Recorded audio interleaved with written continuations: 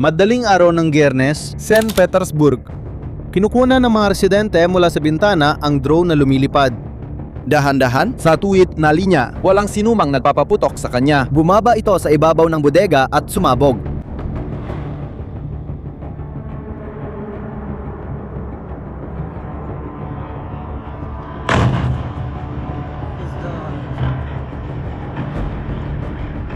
Ilang minuto pagkatapos, isa pa.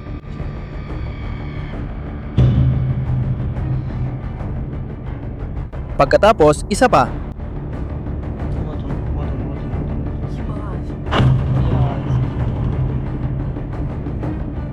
Dun sa ibaba, sa bakuran, may isang gwardiya na sumisigaw na may mga silindro ng gas sa imbakan habang may mga pirasong lumilipad sa ibabaw ng bubong.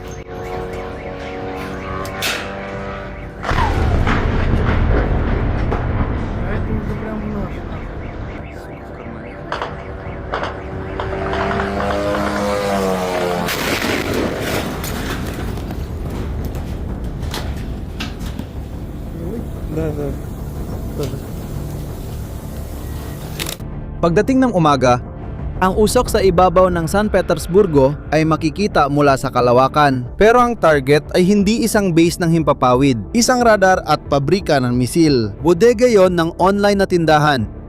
Kapag naunawaan mo kung bakit inuubos ng Ukraine ang pinakamagaganda nilang drone para sunigin ang Amazon ng Russia, maiintindihan mo kung bakit mas natatakot ngayon ang gobyernong Ruso kaysa sa 4 na taon ng digmaan. Dahil ang madaling araw na ito ay hindi isang hiwalay na insidente. Ito ang naging rurok ng isang buong linggo ng pagkubkob. Balikan ang 8 araw na lumipas, 18 ng Hulyo. Tinamaan ng mga drone ng Ukraine ang mga distribution center ng Wildberry sa Tambov at sa Elektrostal, isang industrial na lungsod na katabi ng Moscow. Ito ang pag-atakeng may pinakamalubang kahihinatan sa serye. Sa araw ding yon, nagvideo ang mga pasahero sa isang komersyal na eroplanong Ruso mula sa bintana ng isang haliging usok na umaabot hanggang sa altitude ng eroplano. At pansinin ang detalye. Nakilala nila agad ang target sa pangalan. Sumisigaw sila. Ayan siya. O Wildberries. Да. Вот он, Валберес. Сверху. Wala nang kailangang ipaliwanag sa kahit kanino. Pagkalipas ng 3 araw, ipinapakita ng isa pang larawan ang natira sa Elektrostal. Walang natirang kader, walang natirang bubong. Mga nakalantad na haliging bakal na lang na nakahanay sa kahabaan ng daan-daang metro na patuloy pang naglalabas ng usok. At ang tanging truck ng bumbero, napakalit, nakaparada sa tabi ng guho. Kaya, sa ika-20 araw, Podolsk naman ang sumunod. Sa ika-22, Krasnodar at Nevinomys sa Timo.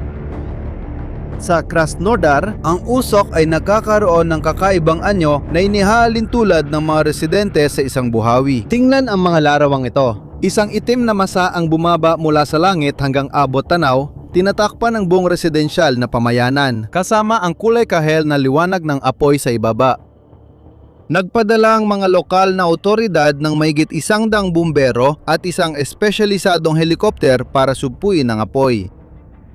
Ika-23 ng buwan, ang target ay sa Voronezh. Ika-24 ng buwan, ang madaling araw na ipinakita sa simula ng bidyong ito sa San Petersburgo, Tver at pati na rin Simferopol sa Sinakop na Crimea. At noong ika-25, nagsagawa sila ng pag-atake sa Ekaterinburg. At binago nito ang saklaw ng lahat. Pansinin mo ito. Ang Ekaterinburgo ay nasa Ural Mountains, 1,800 kilometro mula sa Ukraine, mas malayo sa frente kaysa sa layo ng Lisboa mula sa Paris. Kahit doon, tumakbo ang mga nakaunipormeng empleyado mula sa nasusunog na paradahan habang may sumisigaw na lumayo sila.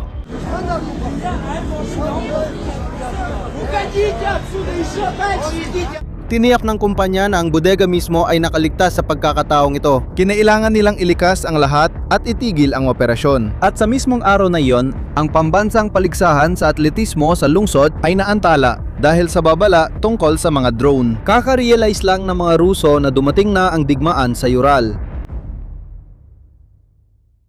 At ang bilang para sa linggong yon ayon sa tala ng Ukraine ay kahanga-hanga.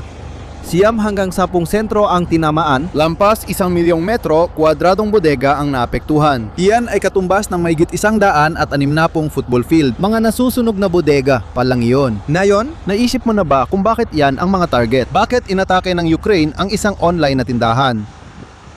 Ang unang sagot ay ang opisyal na paliwanag. Sinabi ni Pangulong Zelensky na ang mga bodega na ito ay nagsusupply sa hukbong Ruso ng mga pyesa para sa mga drone, mga kagamitan sa nabigasyon at mga kagamitang militar. At mayroon pang pangalawang dahilan. Inamin ng isang autoridad ng Ukraine sa pahayagang Financial Times. Paghihiganti. Ito ay dahil sistematikong winawasak ng Rusya ang mga terminal ng Nova Posta, ang pinakamalaking delivery company sa Ukraine, at winasak na rin. Ayon sa isang pag-aaral ng Paaralan ng Ekonomiya ng Kyiv, 72 pabrika at bodega ng Ukraine. Ang wild berries ay maituturing na ganti sa kaparehong paraan. Itinatanggi ng gobyernong Ruso ang lahat, tinatawag ang mga pag-atake na terorismo. Sabi ng may-ari ng kumpanya, mga karaniwang taong nagtatrabaho lang ang mga target. Pero ang paliwanag na yan, mag-isa, hindi sapat para ipaliwanag ang lahat. Ang wild berries ay nagbebenta ng lahat ng klase ng bagay, damit, kosmetiko, mga elektronikong gamit. Maliit na bahagi lang ng katalogo ang mga gamit para sa militar. Kung ang layunin ay putulin ang supply, may mas diretsong target na pwedeng tamaan. Kaya, ano ba talaga ang nangyayari? Milyonaryong Ruso, kinukunan ng video ang dalawang haligi ng usok mula sa St. Petersburg. Mula sa kalsada, di sinasadyang sumagot. Ikinuwento niyang lumipad ang mga drone sa ibabaw ng lahat ng bodega sa lugar at tumama ng eksakto sa wild berries. At pagkatapos ay sinabi niya ang linyang ito. Malinaw sa lahat na sinisira nila ang kumpanya. Isang ordinaryong lalaki mula Rusya. Nakita niyang ipinagkukunwaring hindi nakikita ng Kremlin. Hindi ito pinsala, collateral, isang pagpili ito. At para maintindihan ang pagpiling ito, kailangan mong maintindihan kung ano ang naging wild berry sa loob ng 4 na taon ng digmaan. Noong 2022 nang nagsimula ang pananako, itinaya ng kanluran ang lahat sa mga sanksyon. At umalis ang mga tatak, nagsara ng mga tindahan, iniwan nila ang merkado ng Rusya. Ang taya ay babagsak ang ekonomiya at mararamdaman ng mga tao ang presyo ng digmaan. Pero ang nangyari ay kabaligtaran nito. Ang puwang na iniwan ng mga kanluraning tatak ay napunan. At ang pumuno nito ay ang wild berries. Lumaki ng husto ang kumpanya. Naging halos nasa lahat ng lugar ito. May pink na pick-up point sa halos bawat kanto at umaabot ng mahigit 2 trilyong rubles ang galaw kada taon. Ang tagapagtatag Tatiana Kim, isang dating guro ng Ingles, naging pinakamayamang babae sa Rusya na may tinatayang yaman na 8 bilyong dolyar. At may nakatagong ironya sa kwentong ito. Pinili ni Kim ang pangalang wild berries sa Ingles at ang logo na kulay rosas na iyon dahil tunog kanluranin ito, moderno, progresibo. Ang simbolo ng isang hinaharap na gitnang uri ng mga mamimili na tila abot kamay para sa Rusya. Namatay ang hinaharap na yon kasabay ng pananakop, pero ang tatak ay nakaligtas at umunlad. Pumalit ito sa mismong kanluran na ginagaya nito. Hindi siya ordinaryong negosyante, malayo sa kapangyarihan. Noong 2024, nagsagawa siya ng isang pagsasanib na nagkakahalaga ng bilyon na inendorso ni Putin. Para sa karaniwang Ruso, ang wild berries ay naging buhay na patunay na normal pa rin ang takbo ng buhay. Sa isip niya, ang mga parusa ay biro lang. Ang package ay patuloy pa ring dumarating kinabukasan tulad ng dati, palaging dumarating. At dito na bumaliktad ang kwento. Ang ekonomiyang ipinagmamalaki ni Putin, ang ekonomiyang akala niya ay di matitinag ng parusa nang hindi niya namamalayan ay lumika ng perpektong target. Dahil ang lahat ng pagpapalit ng mga inaangkat ay nakatuon lang sa iilang malalaking kumpanya na may napakalalaking bodega, puno ng madaling magliyab na paninda na nakakalat sa teritoryo ng 11 time zone. Tiningnan ito ng Ukraine at nakita ang hindi nakita ng kanluran. Hindi mo pwedeng patawan ng parusa ang ekonomiyang ito mula sa labas. Pero pwede mo itong sunugin mula sa loob. Mismong mga Ukrainyano ang nagnalan sa kampanyang ito bilang mga sangsyong pangmalayuan. Ang hindi nagawa ng 4 na taong embargo, nagagawa ng mga drone na sunugin sa ilang araw lang. Kung ipinapakita sa iyo ng pagsusuring ito ang isang panig ng bigmaang ito na hindi ipinapakita ng karaniwang balita, samantalahin mo na at mag-subscribe ka na sa channel. Ngayon, narito ang tanong na malamang nasa isip ng marami. Sige, pero nasaan ang depensa ng Russia? Hindi ba Russia ang may mga pinakasikat na air defense system sa mundo? Meron at dito pumapasok ang matematika na nagpapabahala sa gobyernong Ruso. Ang sandata ng kampanyang ito, ayon sa ulat ng mga dalubhasang mamamahayag, ay ang FP-1, isang Ukrainong drone na pang-atake mula sa tagagawang Farpoint, at ang mga numero nito ang nagpapaliwanag ng lahat. Ang halaga nito ay nasa $55,000. Lumilipad ito ng hanggang 1,600 kilometro, kayang magdala ng isang warhead na may bigat na 60 hanggang 120 kilo. Gumagamit ito ng materyales na sumisipsip ng radar, pinagsasama ang inertial at satellite na sistema ng nabigasyon. Dinisenyo upang makayanan ang elektronikong panggagambala ng Rusya. Ayon sa Firepoint, kaya nilang gumawa na mahigit 200 bawat araw. Na 97% ng mga bahagi ng makina ay ginagawa mismo sa loob ng kumpanya. Sa Ukraine, hindi umasa sa dayuhang supplier. Walang bottleneck na pwede atakihin ng Rusya. Ihambing sa kabilang panig ang Shahed, ang drone na inihuhulog ng Rusya sa Ukraine. Nagsimula itong ini-import mula Iran na halos $173,000 bawat isa noong 2023. Ngayon, gumagawa na ang Rusya ng sarili nilang bersyon sa bansa. Pero ayon sa intelihensya ng Ukraine, ang produksyong ito ay nasa halos 100 unit bawat araw. Ang Firepoint mag-isa ay nagsasabing kaya nilang gumawa ng doble nito sa maliit na bahagi lang ng presyo.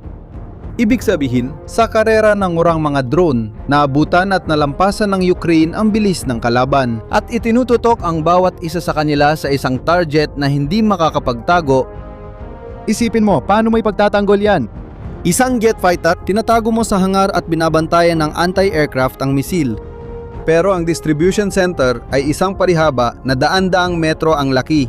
Kitang-kita mula sa satellite, nakatigil sa parehong lugar na maraming taon, puno ng plastik, tela at karton. At hindi lang isa ito, daan-daan ang nakakalat sa buong bansa. Ang totoo, pinoprotektahan ng Rusya ang mga bagay na prioridad para sa kanila. Ang Kremlin ay nakatutok sa mga refineria, sa mga base, ang natitira ay lantad. Patunay niyan ay lumabas mismo sa screen noong madaling araw sa St. Petersburg. Sa isa sa mga larawan, ang lungsod ay natutulog pa, maliwanag ang buong parke ng logistik. Ang mga ilaw sa kalsada ay bukas at walang kahit anong sirena. At alam mo ba kung anong mas ironiko? Ipinahayag ng pamahalaang regional ng Leningrad na napabagsak nila ang 59 na drone noong gabing iyon din. Maaring totoo, pero nasunog pareho ang dalawang complex. At iyan ang kwentang di kailanman tatama. Kahit na-intercept na halos lahat, yung ilan na nakakalusot ay nakakahanap ng napakalaki at walang depensang target. Para sa Ukraine, bawat nawalang drone ay nakakahalaga ng $55,000. Para sa Rusya, bawat dumadaan na drone ay katumbas ng isang buong bodega. Alam mo ba magkano halaga ng buong bodega? Ayon sa mga eksperto sa industriya na nakausap ng medyang Ruso, ang muling pagtatayo pa lang ng mga nasunog ay maaring lumampas sa 35 bilyong rublo, mga $457 milyong. Malabong sagutin ng mga kumpanya ng siguro ang lahat ng gastos.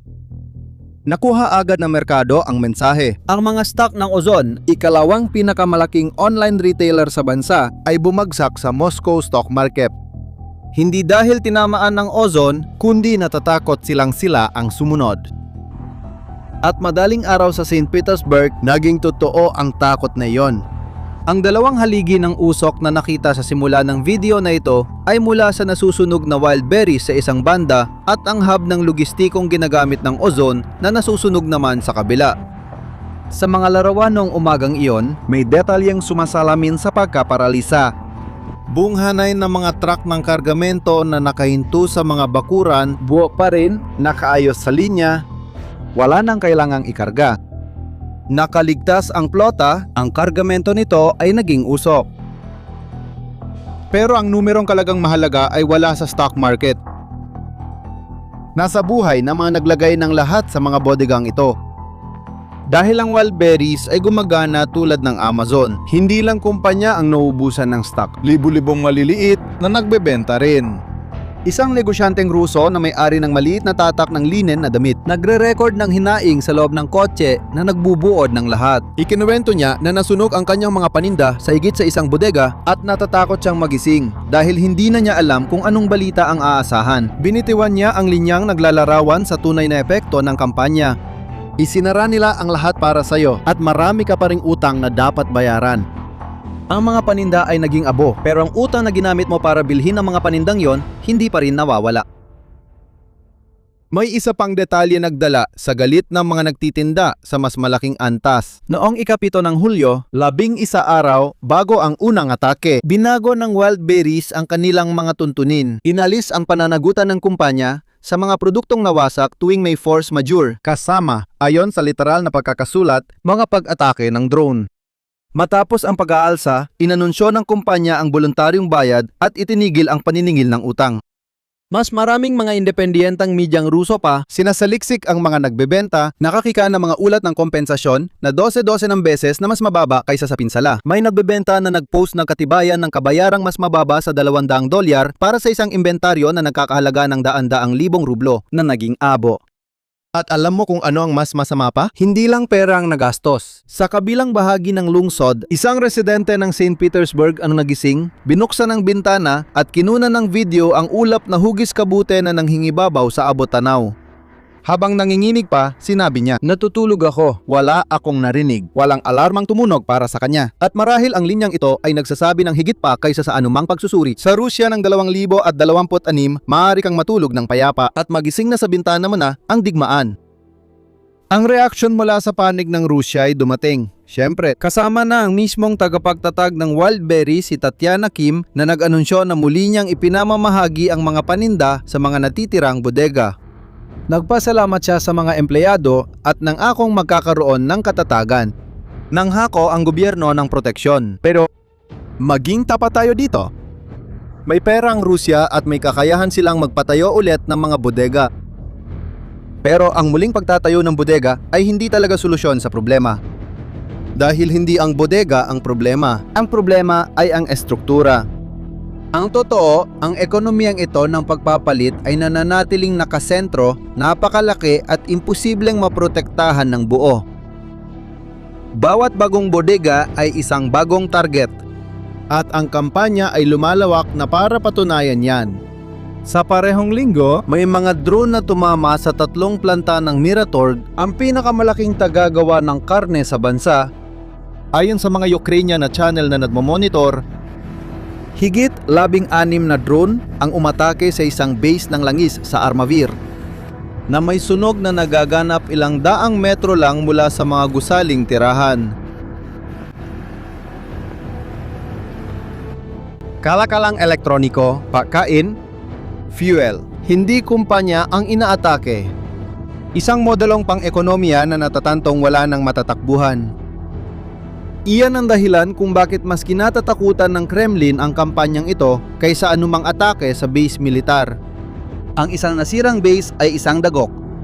Masakit pero napapalitan naman. Ang ekonomiyang walang depensa ay problemang walang solusyon.